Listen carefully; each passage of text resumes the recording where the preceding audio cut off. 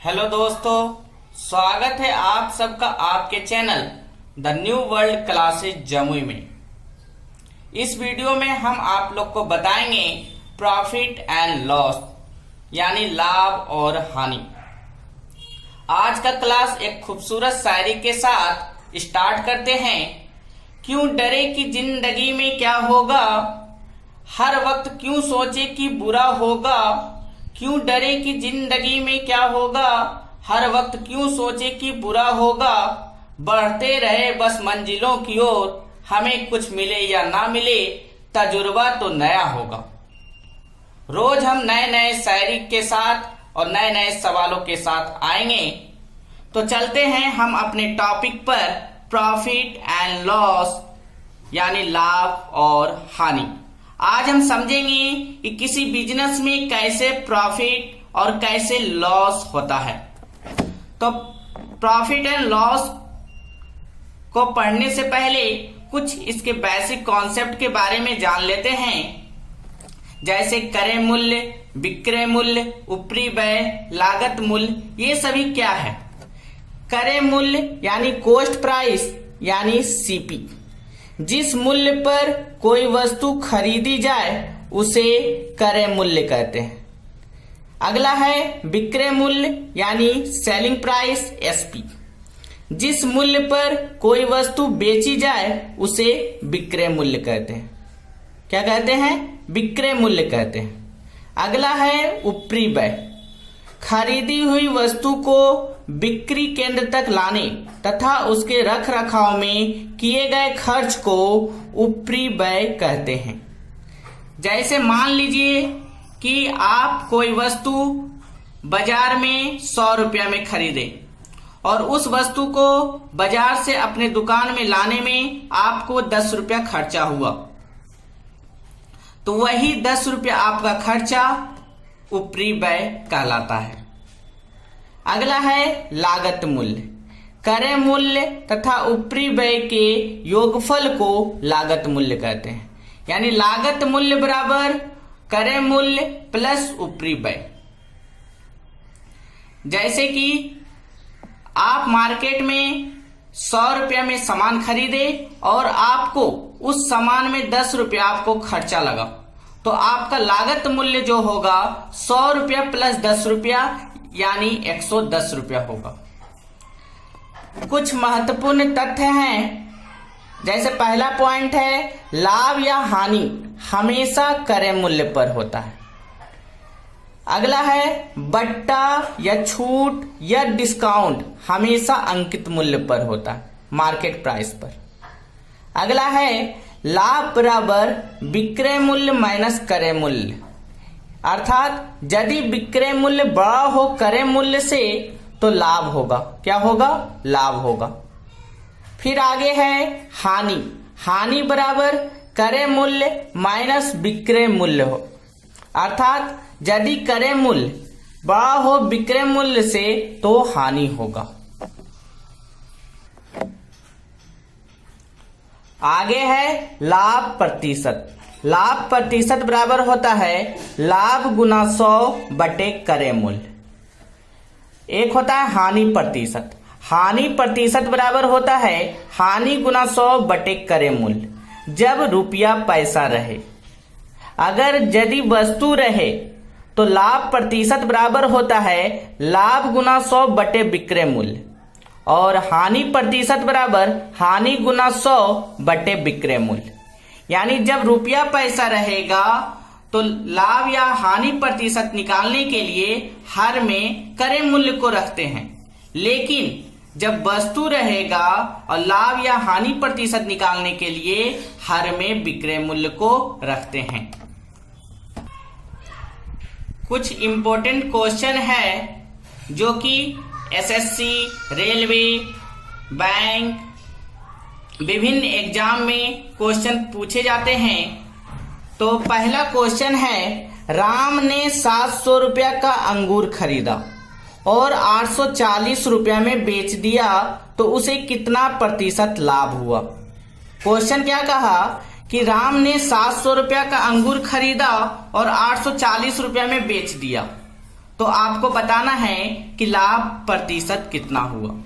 यानी आपको 700 रुपया का अंगूर खरीदा, ये 700 रुपया जो आपका हुआ ये आपका सीपी हुआ, और 840 रुपया में बेच दिया या एसपी आपका 840 हुआ। तो लाभ बराबर आप बता सकते हैं कितना होगा। तो 840 माइनस 700 करेंगे तो 140 रुपया, यानी लाभ आपको जो आया 140 रुपया आया। अब हमको निकालना लाभ प्रतिशत। लाभ प्रतिशत बराबर होता है लाभ गुना 100 बटे क्रय मूल्य। तो लाभ यहां हुआ 140 रुपया, तो 140 गुना 100 अब बटे क्रय मूल्य यहां दिया हुआ है 700 रुपया, तो 700 से डिवाइड कर देंगे। अब देखिए ये एक जीरो से एक जीरो कटा, फिर एक जीरो से एक जीरो कटा, इसको 7 से 140 को काटे तो 20 बार में कट गया, यानी 20% आपको आपका आंसर हो गया। दूसरा क्वेश्चन है कि एक व्यक्ति ने एक घड़ी 500 रुपया में खरीदी और 30% की हानि पर बेच दी, तो घड़ी का विक्रय मूल्य क्या है। यानी एक व्यक्ति ने घड़ी को 500 रुपया में खरीदी और 30% की हानि पर बेच दी, तो घड़ी का विक्रय मूल्य क्या है आपको बताना है। तो मान लीजिए कि सीपी 100% है और हानि दिया हुआ है 30% का हुआ, तो हानि यहां 30% लिख दिए। तो एसपी बराबर हमको निकालना है, तो एसपी बराबर जो होगा 500 का ही 70% होगा, यानी 500 गुना 100 माइनस 30 करेंगे अब बटे 100, ये 2 जीरो से 2 जीरो कट गया। अब 5 गुना 100 में 30 सब्ट्रैक्ट करेंगे तो 70 होगा। अब 70 गुना 5 करेंगे तो 350 रुपया होगा, यानी जो विक्रय मूल्य घड़ी का होगा वो आपका 350 रुपया होगा। तीसरा क्वेश्चन है जब कोई वस्तु 44 रुपया में बेची गई हो तो उस पर 10% लाभ हुआ, तो क्रय मूल्य कितना था। यानी जब हम कोई वस्तु को 44 रुपया में बेचे थे तो 10% का लाभ हुआ, तो हमको बताना है कि क्रय मूल्य कितना था। तो यहां पर मान लीजिए कि सीपी 100% था, लाभ दिया हुआ है 10%, तो लाभ बराबर 10%। तो एसपी क्या होगा, यानी सीपी प्लस लाभ करेंगे तो एसपी निकलेगा, यानी 100% प्लस 10% ऐड करेंगे तो 110% हो जाएगा, यानी एसपी 110%। और इधर दिया हुआ है एसपी 44 रुपया, तो 110% बराबर 44, तो 1% बराबर निकाल देंगे तो 44 बटा 110 हो जाएगा। फिर है 100%, यानी हमको क्रय मूल्य निकालना है, तो क्रय मूल्य 100%, तो 100% बराबर करेंगे 44 बटा 110 गुना 100। एक जीरो से एक जीरो कट गया और ये 11 से 4 बार में 44 कट गया। अब 10 को 4 से गुना करेंगे तो 40 रुपया, यानी इस वस्तु का जो क्रय मूल्य था ये 40 रुपया था। ये आपका आंसर हो गया। अगला क्वेश्चन है 4 कुर्सियों का विक्रय मूल्य 5 कुर्सियों के लागत मूल्य के समान है, तो लाभ प्रतिशत क्या होगा। 4 कुर्सी का विक्रय मूल्य और 5 कुर्सी के लागत मूल्य के समान है, तो लाभ प्रतिशत आपको बताना है। तो यहां पर आपका एसपी दिया हुआ है 4 कुर्सी और सीपी दिया हुआ है 5 कुर्सी, तो आप 5 कुर्सी खरीदे और 4 कुर्सी बेच दिए, तो 1 कुर्सी आपको क्या होगा, लाभ होगा, तो लाभ बराबर 1 कुर्सी। अब हमको निकालना लाभ प्रतिशत। तो लाभ प्रतिशत जब वस्तु रहता है तो लाभ गुना 100 बटे विक्रय मूल्य होता है। तो लाभ हुआ है 1 कुर्सी, तो 1 गुना 100 अब बटे विक्रय मूल्य यहाँ 4 कुर्सी है तो 4 से इसको डिवाइड करिएगा तो 25 बार में 100 कट जाएगा, तो 25% आपका आंसर हो गया। क्वेश्चन नंबर 5, एक वस्तु को 19.5 रुपया में बेचने पर एक दुकानदार 30% लाभ कमाता है। 40% लाभ कमाने के लिए वह विक्रय मूल्य में कितना वृद्धि करे। क्वेश्चन कहा कि एक वस्तु को 19.5 रुपया में बेचने पर एक दुकानदार 30% लाभ कमाता है, तो 40% लाभ कमाने के लिए विक्रय मूल्य में कितना वृद्धि करेगा। तो देखिए इसको बनाना है, तो सीपी बराबर 100%, लाभ दिया हुआ था 30% और तो एसपी कितना होगा 100 + 30 130%। और हमको नया एसपी 140% होगा और एसपी पुराना वाला दिया हुआ है 19.5 रुपया। तो 130% बराबर 19.5 रुपया करेंगे तो 1% बराबर होगा 19.5 बटा 130। अब 140% बराबर निकालना है तो 140% बराबर होगा 19.5 बटा 130 गुना 140। अब देखिए ये पॉइंट को हटाएं तो 1 लिखे, इसके बाद 2 अंक है तो 2 जीरो। अब देखिए इसको काटे 1 जीरो से 1 जीरो ये कट गया और ये 13 से 15 बार में 195 कट गया। फिर इसको हम काटे 5 से तो 5 से 2 बार में कट गया 10 और ये 3 बार में कट गया 15। फिर हम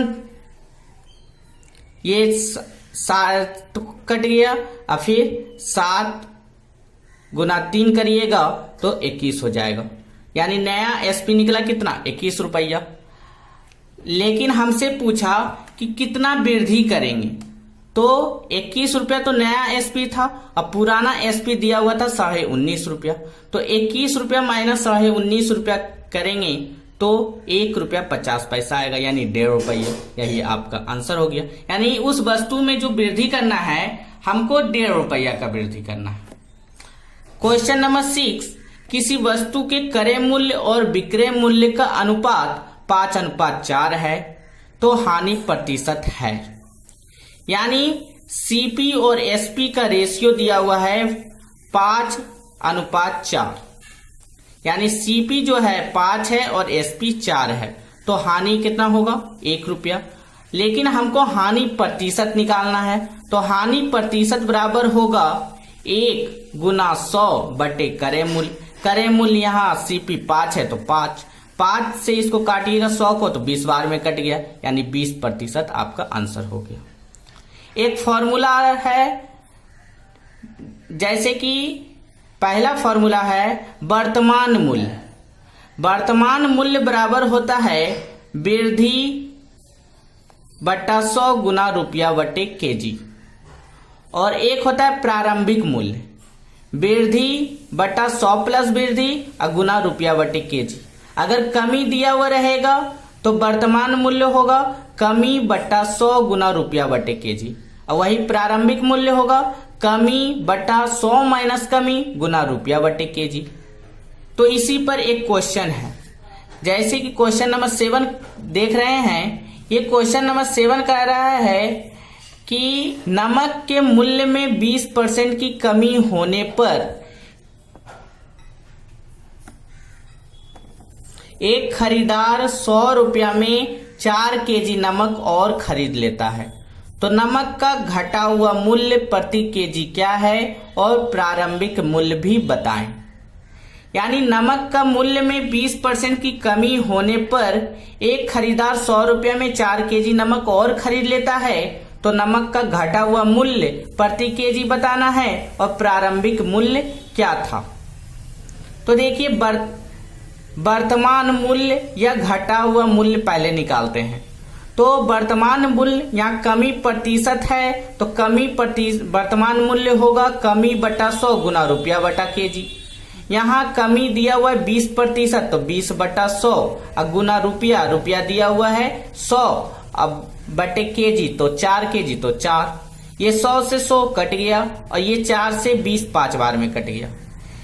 आपका जो आया यहाँ 5 रुपया, ये आपका वर्तमान मूल्य या घटा हुआ मूल्य निकला। और दूसरा बोला कि प्रारंभिक मूल्य भी निकालना है, तो प्रारंभिक मूल्य होगा कमी प्रतिशत में कमी बटा 100 माइनस कमी गुना रुपया बटा केजी। तो यहाँ कमी दिया हुआ है 20% तो 20 बटा 100 माइनस 20 गुना 100 बटा 4। ये 20 और 100 माइनस 20 करेंगे 80 और ये 100 बटा 4। ये 20 से 4 बार में कट गया 80 और फिर 4 से 100 को काटे 25 बार में कट गया। यहां पर आ गया 25 बटा 4 यानी 6 रुपया 25 पैसा। यानी आपका जो प्रारंभिक मूल्य हुआ 6 रुपया 25 पैसा हुआ और वही वर्तमान मूल्य या घटा हुआ मूल्य 5 रुपया हुआ। यानी पहले जो मूल्य था 6.25 रुपया था, लेकिन जब 20% की कमी हुआ तो वो घट के 5 रुपया हो गया।